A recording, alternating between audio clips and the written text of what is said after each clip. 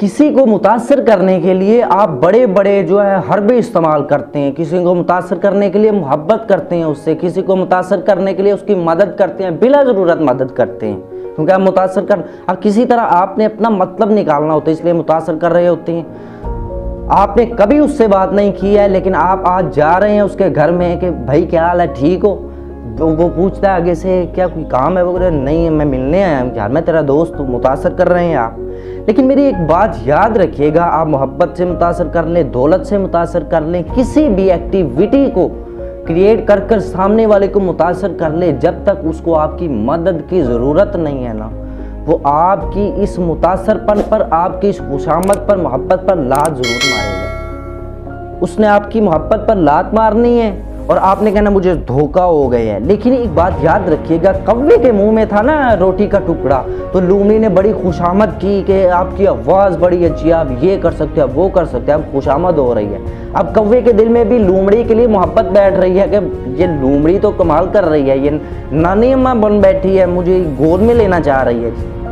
وہ کوا خوش ہے، لیکن وہ خوشامد کرنے کے بعد ایک ایسا وقت آتا ہے جب کوا اندھا ہو جاتا ہے، وہ لومڑی کہتی ہے ذرا سونگ سناؤ گی؟ وہ سونگ سنانے لگتا ہے، ٹکڑا نیچے گرا اور ٹکڑا لومڑی صاحب نے کھا لیا، اور پھر کیا ہوا، کوا دیکھتا رہ گیا۔ لیکن اس طرح کی خوشامد کا ہوتا ہے، ایک لمحے کے لیے آپ کسی کا دل جیت سکتے ہیں، لیکن جیسے آپ اس سے دھوکہ کرتے ہیں، دھوکہ کرنے کے بعد چونکہ اس کی آنکھیں کھل جاتی ہیں، اور آقا صلی اللہ علیہ وسلم نے فرمایا مومن ایک سراغ سے 2 بار نہیں ڈسا جاتا، اور یہ سوراخ آنکھ ہے،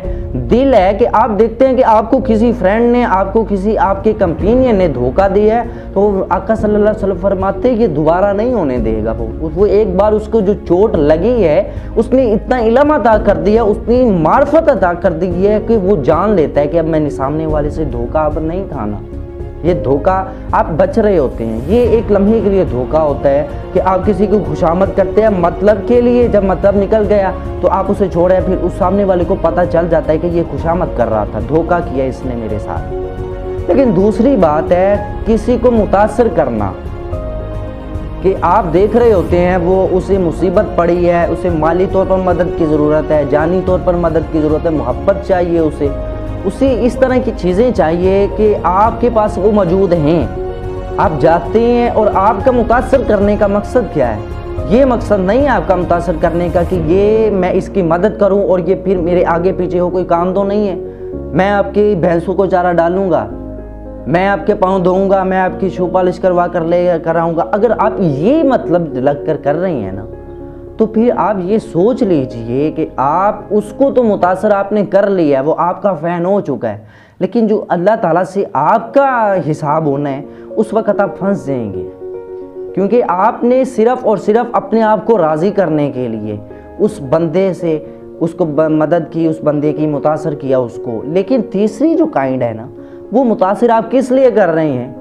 اس لیے متاثر کر رہے ہیں کہ اللہ تعالیٰ کی رضا کے لیے بندے مدد آج بھی کرتے ہیں، اللہ بڑا کریم ہے، یہ بندے اسی کے ہیں، یہ بندے اللہ تعالیٰ نے میری طرف بھیجے ہیں، وہ یہ سوچ رہا ہے جس کو آپ متاثر کر رہے ہیں، اور متاثر کر کس وجہ سے رہے ہیں کہ میں اس کو متاثر کروں گا، یہ میری بات مانیں گا تو میں اس کو دین کی طرف بھی لے کر جا سکتا ہوں، میں اس کو نیکی کے کام کی طرف بھی لے کر جا سکتا ہوں، میں اس کی اس طرح مدد بھی کر سکتا ہوں کہ معاشرے کے اندر ایسا ہی ہو کہ اس نے خود ہی